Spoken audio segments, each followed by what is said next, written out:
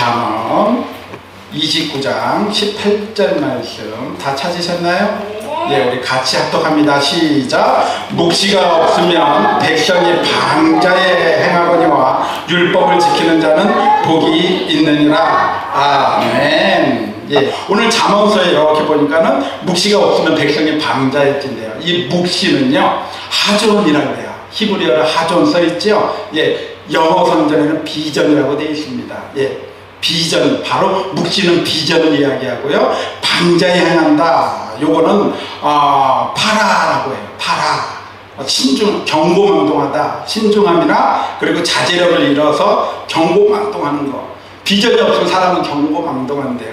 계명이 없으면 사람은 경고망동한대요. 계명을 지키면 복이 있대요. 오늘 말씀의 주된 내용은 그겁니다. 그래서 즉 비전이 없으면 인간은 경고망동한다. 그러면 우리가 이 비전을 알아야 바르게 생활할 수 있을 것 같습니다.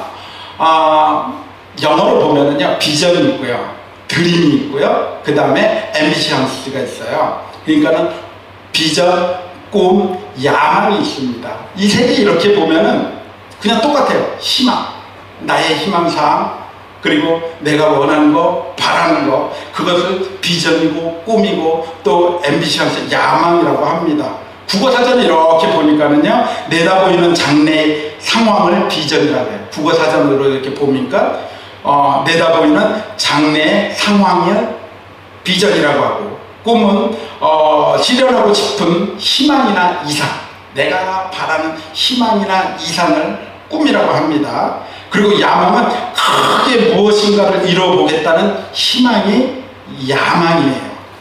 영어에서는 이 꿈과 비전을 같이 그냥 혼용해서 써요. 예전에 루터 킹 목사님이 야, 꿈을 가져라, 꿈을 가져라, have a dream, 꿈을 가져라. 여기에서 이 꿈은 비전과 같은 거거든요. 너희들 우리 똑같은 평등한 세상에 올 것이다, 그런 마음을 가져라, 꿈을 가져라 라고 외쳤는데, 영국의 대처수장이 우리나라에 왔을 때 그런 이야기를 했어요. 비전에 대해서 이야기를 해줬는데요, 우리나라에서 그 비전은 무엇이냐? 비전이 사용할 수 있는 행동이 수반된대요. 내가 생각한 그 비전에 행동이 수반되기 때문에 결과물이 나오는 게 비전이래요. 그래서 이 비전, 꿈, 야망에 대해서 진짜 쉽게 설명을 해볼게요. 우리 정장로님이 땅이 있잖아요. 그래도 우리 장장 땅을 쫙 있으면서 생각을 하는 게, 저기에다가 농막을 이쁘게 짓고 그 다음에 강아지 놀이터를 짓고 농사를 쫙 해요. 그러면서 생각을 막 해요. 이건 꿈이에요. 이거는 내가 생각을 하는 거예요. 근데 우리 장로님이 트랙터를 쫙 하면서, 야, 여기에다가 내가 토란 씨를 심고 그러면 여름이면은 얘네들이 싹이 크게 나오고 가을이면은 추수를 해서 이 알은 어떻게 팔고 밑에 구근은 다시 팔아서 어떻게 보관을 하고 땅을 파면서 계속 이 장래에 대한 상황을 머릿속에 그리는 거, 이게 비전이에요. 그런데 옆에 땅이 놀고 있어요. 남의 땅인데 놀고 있어. 답답한 거, 이거 있다고 왜 놀려? 그러면서 그 땅을 내가 갈궈서 이렇게 해요. 그러니까 그 주인이 열받죠. 왜 너 내 땅을 하느냐? 어차피 너는 땅 내가 하는데 왜 그러느냐? 내가 조금 띄워줄게. 이건 야망이에요. 야망은 내 이익을 추구하는 거예요. 야망은 내 이익을 추구하는 거기 때문에 욕망의 십자이게 시도해요. 비전은 모두의 유익을 원하는 게, 이익이 있는 게 비전이에요. 내 일에 이걸 하면서 나의 만족이 아니라 결국 나를 통해서 모두가 유익해질 수가 있는데, 유익은 야망은 나만이 가지고 있는 게 바로 그거는 나의 유익만 추구하는 게 야망이다. 근데 우리 이 비전이요, 우리 기독교에서 많이 왜곡되어 왔어요. 이렇게 보면 2000년 역사 이렇게 쭉 흘러다 보면은 뭐 천년 왕국이니 지상 천국이니 하면서, 야, 예수님 곧 온다, 너희들 이렇게 아둥바둥 모아둘 필요 없어, 다 여기서 가지고 와, 그러면서 재산을 한 곳에 모아두고 이 현실 세계에서 우리가 보면은 그냥 책임과 의무를 다하지 않고 그냥 멍해서 망상 속에 살아가요. 망상 속에. 이게 왜곡된 비전이거든요. 그리고 서구 유럽 사람들이 얼마나 그 야망을 가지고 하나님께 주신 비전이라 생각하고 아프리카를 침략하고 그 아프리카에서 흑인들을 데려다가 노예로 쓰고 그 노예들을 얼마나 심하게 부려먹어요. 그리고 중동은 유럽 대국들이 서로 내 땅 차지하려고 서로 싸우고, 그러면서 중동 지방은 그러면서 더욱더 이슬람이 더 자기네들끼리 뭉치는 계기가 되죠. 하나님의 이름으로 너무나 많은 사람들을, 많은 나라들을 침략한 그들은 하나님의 비전이 아니라 나의 야망에 비추었던 것을 우리가 볼 수 있습니다. 저는 그 말 되게 좋아했어요. 소년이여 야망을 가져라. 19세기에 그 삿포로에 그 미국 그 학자죠, 클라크 박사가 이 농어박대를 딱 치면서 일본 이 청소년들에게 너희들 야망을 가져야 돼. 많이 들어보지 않았어요? 소년이여 야망을 가져라. 그 야망이 기독교 부흥대각성에 들어오면서 그 야망이 같이 들어오면서 우리들 야망을 가져야 된다. 그러면서 그 야망을 갖고 나의 하나님, 나의 교회, 그냥 내 하나님이, 나의 하나님이 최고인 거예요. 우리나라 하나님이 최고인 거예요. 우리 교회 하나님이 최고인 거예요. 그렇게 나만을 추구하다 보니까 올바르게 들어와야 될 것들이 올바르게 전달되지 못한 부분들이 분명히 자리 잡고 있습니다. 미국이 이렇게 보면은요, 세계 패권을 다 쥐고 있잖아요. 그런데 정작 자국의 밤거리는 지키지 못하고 있어요. 흑인들한테 뺏기고 있어요.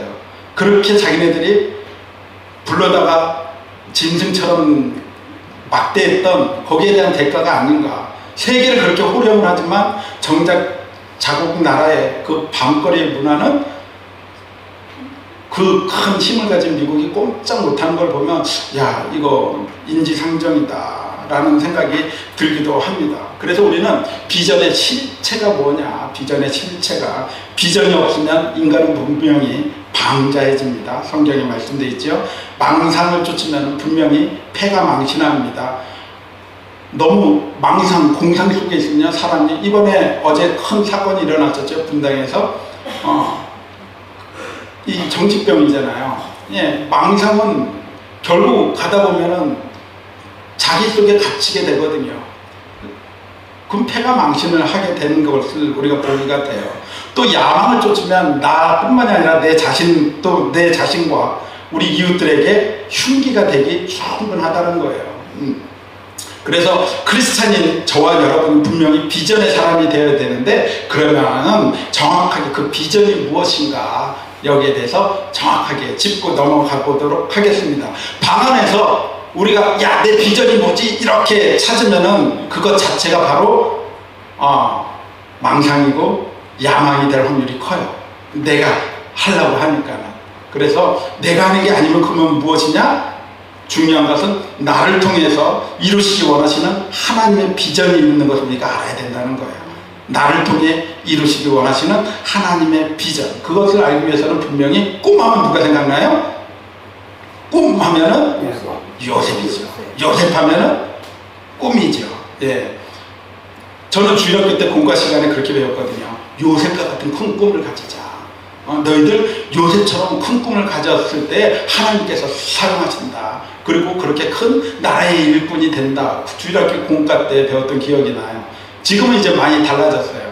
또 이 말씀을 이렇게 보기 위해서 창세기 37장 이하의 강론을 많이 들었어요. 여러 목사님의.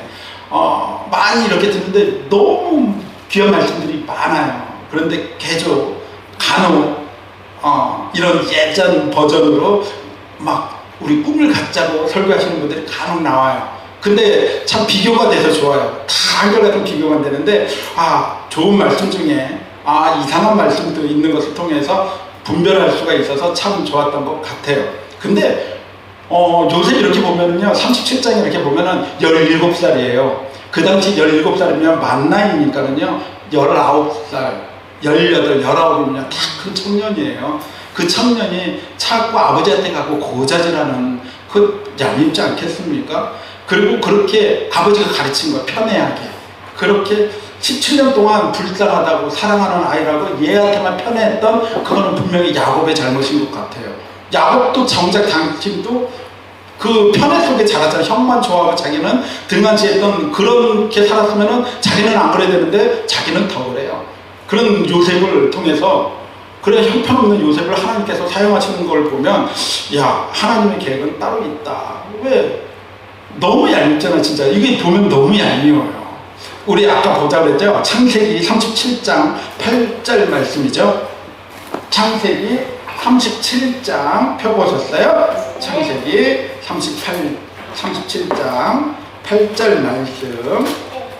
자, 우리 같이 한번 합독해 볼게요. 시작. 그의 형들이 그에게 이르되 내가 참으로 우리의 왕이 되겠느냐? 참으로 우리를 다스리게 되겠느냐? 하고 그의 꿈과 그의 말로 말미암아 그를 더욱 미워하더니 그의 꿈과 꿈 얘기를 해서 기분 나쁜 게 아니에요. 그의 꿈과 그의 말로 말미암아 그의 꿈과 그의 말은 뭐냐? 그의 꿈 얘기는 누구나 할 수 있어요. 근데 그 말로 말투 그 말투가 문제인 거예요. 말투.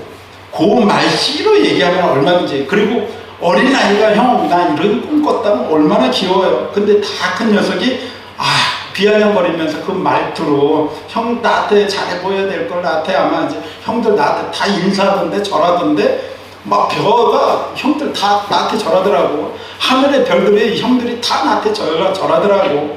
그런 야곱의 모습을 볼 수가 요셉의 모습을 볼 수가 있었잖아요. 분명히 이렇게 보면 17세의 그 이기적인 소년이었어요. 요셉은 그 이기적인 소년을 형들에 의해서 이집트에 팔려가고 그리고 이집트에 나간 후에 병호대장 보디발의 그 집에서 종살이를 하고 또 억울하게 옥살이를 하고 그 옥살이 과정에 좋은 관계가 맺고 그러면서 어떻게 운 좋게 왕의 꿈을 해석을 하고 운 좋게 총리가 되어가는 요셉의 모습을 볼 수가 있어요. 그게 운으로만 될까? 그죠? 요셉이 꿈 한번 잘 꿔서 그렇게 된 거 아니죠? 요셉은 자기가 그 꿈을 기억도 못했어요. 20년이 지난 다음에 종살이 13년 그 다음에 올라가서 풍년 7년 지난 다음에 형들이 와서 절할 때 20년 전에 그 꿈이 갑자기 생각난 거예요. 내가 요셉은 꿈 꿔본 적이 없어요. 하나님이 그 꿈을 주신 꿈을 자기가 꿔서 이야기를 한 거고 내가 총리 돼야지 내가 어떻게 돼야지 이야기해 본 적이 생각해 본 적이 없어요. 그지요? 이것은 분명히 13년 동안 하나님께서 주신 그 종살이와 옥살이의 그 상황 속에서 하나님에 의해 철저하게 훈련받은 결과가 바로 총리라는 거예요. 하나님에 의해서 훈련받게 되는 요셉을 볼 수가 있습니다. 창세기 39장 2절 말씀. 창세기 39장 2절 말씀. 자, 같이 합독해 봅니다. 시작. 여호와께서 모세와 그가 함께함으로 그가 형통한 자가 되어 그의 주인 애굽 사람의 집에 있으니 여호와께서 요셉과 함께하심으로 그가 형통한 자가 됐다. 형통한 자가 뭐예요? 하나님과 함께하는 자죠. 내가 하나님과 함께하는 게 아니라 하나님이 요셉과 함께했어요. 요셉은 아무것도 없어요. 하나님이 요셉과 함께하니까 그가 형통하게 됐어요. 형통하게 되니까는 일이 잘 풀리고 막 승승장구 된 거 아니에요. 그냥 종살이를 했어요. 형통한 자인데 그 종의 직분을 열심히 한 거예요. 하나님은 하나님의 일을 계속 하신 것입니다. 그 요셉을 통해서 그 형편없는 쓸모없는 그런 형편없는 편협된 마음을 가진 그 요셉을 하나님께서는 선택하셨고 그를 통해서 그 가족들이 70여 명이 애굽에 들어오게 되고 그를 통해서 민족을 이루게 되고 그 민족들이 400년이 지난 후에 하나님을 찾게 되고 그 소리를 듣고 출애굽을 시켜서 그 출애굽 이후에 광야 생활을 통해서 훈련을 시킨 다음에 가나안으로 입성하시는 것을 보면서 창세기에서 하나님께서 약속하신 대로 내가 너에게 큰 민족을 이루는 자손을 줄게, 내가 땅을 줄게, 내가 너에게 통치할 수 있는 나라를 줄게, 그렇게 하나님께서 원약하신 대로 이끌어 가시는 하나님의 모습을 볼 수가 있습니다. 왜? 우리도 하나님께서 사용하실 거예요. 내가 하나님과 함께한 것 같죠? 아니요, 하나님이 우리와 함께 계시는 거예요. 여러분이 내 의지로 이 잠에 딱 깨서 이 자리에 온 것 같죠? 아니요, 하나님이 눈뜨게 하셔서 하나님이 그 마음을 주셔서 이 자리에 오신 거예요. 그게 여러분 지금 형통하고 있는 거예요. 하나님께서 우리와 함께 지금 형통하고 있기 때문에 우리는 하나님께서 사용하실 거예요. 그래서 그 있는 자리가 거기서 최선을 다하면 되는 거예요. 비전은 현실이에요. 현실. 현실의 중요성을 알 수가 있어요. 요셉이 그 종에서 열심을 다한 것밖에 없어요. 내가 하나님의 일이니까 내가 더 이렇게 해서 큰 꿈을 가지고 이렇게 일한 거 아니에요. 그냥 주어진 데서 하나님의 백성으로서 그는 주어진 상황에 열심을 다한 것밖에 없습니다. 그리고 그 삶에 자신을 통해서 이루어지는 하나님의 비전이 있을 것을 분명히 하나님의 자녀라는 걸 깨달았을 거예요. 여러분들도 우리의 삶을 통해서 내 작은 일을 통해서 설거지가 뭐 아무 일인 것 같습니까? 설거지를 하더라도 내가 하나님의 자녀다.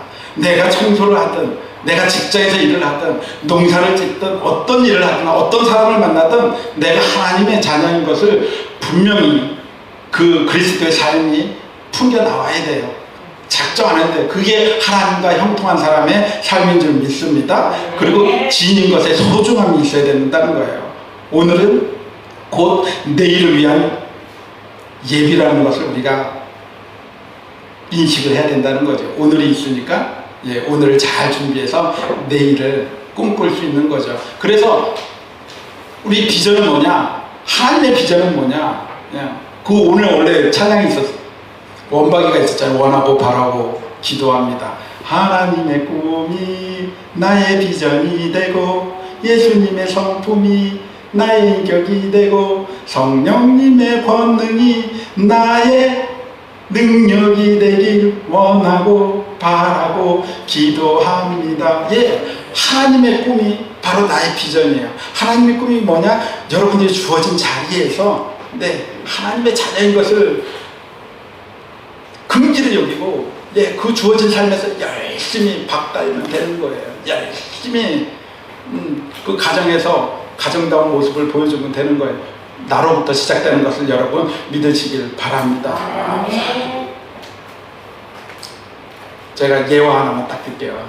유럽의 그 푸티니엘 오페라 나비 부인이라는 게 있어요. 나비 부인. 그거 유명하거든요. 일본 게이샤하고 미국 군인하고 딱 사랑을 하는데 미국 군이 실컷 놀다가 이 기생 나비 부인을 그냥 뻥 차버리는 비극적인 이야기예요. 그러면은 이 오페라를 들으면은 이 관객들이 그 미군한테 막 항의를 한대요. 저는 오페라를 봐도 잘 이해가 안 가요. 노래로 막 이게 설명을 하니까는 내용이 잘 안 들어오는데 거기에 이제 유럽에서 유학생이 있었어요. 한국 유학생이 나는 어떻게 이렇게 매번 잘하는데 안 돼요. 그래서 내 눈이 문제인가 보다. 근데 얼굴이 너무 동양인처럼 생겨가지고 안 돼갖고 엄마한테 전화해가지고 엄마 나 쌍꺼풀 수술할게.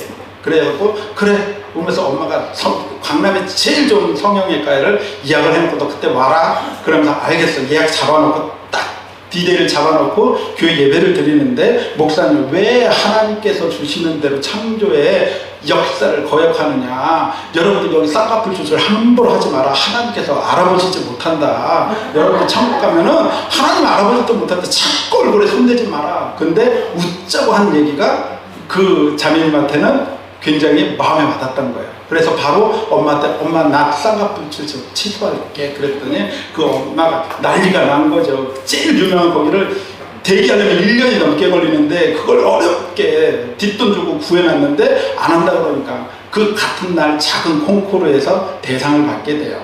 그런데 거기에서 대상을 받으면서 거기에 영국 오페라 극장에 있던 독일 극장 감독이 그걸 딱 보더니 그 자매님을 바로 스카우트해갖고 나비 부인 주인공을 시키는 거예요. 그래갖고 깜짝 놀란 거죠. 자기처럼 아무것도 없는데 왜 나를 시켰어요? 네 눈 때문에 내가 너를 스카우트한 거다. 넌 그 눈을 가질 수가 없다. 일본 배우들은 이 발음 자체가 일단 조금 한국 사람보다 못하고 또 다 눈을 부리부리하게 쌍꺼풀을 해가지고 동양인인지 서양인지 모르는데 네 눈은 완전 동양인 그 자체다. 난 네 눈이 마음에 든다. 그러면서 이 자매님은 그러면서 그 부르는 그때 그 다음에 어느 공연장이나 갈 때 하나님을 찬양한대요. 하나님을 찬양하는 마음으로 그 역에 충성을 다한대요. 열심히 하는데 하나님이 주신 이걸로 내 이 자리에서 열심히 다하리라. 이게 비전이라는 거예요. 내 있는 자리에서 최선을 다하는 게 그게 비전이에요. 우리가 이제 한 달 동안 이제 10계명으로 들어갈 텐데요. 예, 그걸 통해서 그냥 하고 넘어가는 게 아니라 우리가 그리스도인으로서 주어진 자리에서 최선을 충성을 다하시는 여러분들이 되시기를 바랍니다. 여러분은 분명히 하나님의 자녀임을 고백하고 믿으시기를 바라겠습니다.